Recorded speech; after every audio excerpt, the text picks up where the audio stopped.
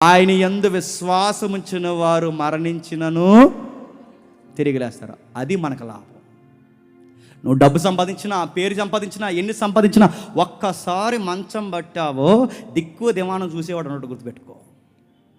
నీకు వయసు మళ్ళీ ఓపిక తగ్గిందో నీ కొడుకులు కూతుర్లకే బరువైపోతావు నువ్వు.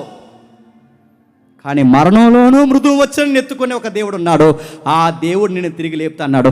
నేను తిరిగి లేపుతానన్నాడు. నాకు ఆధారం ఏంటంటే ఆ దేవుడు అన్నమాట ముందుగా నేను తిరిగి లేచానన్నాడు. ఇది నాకు ఆధారం.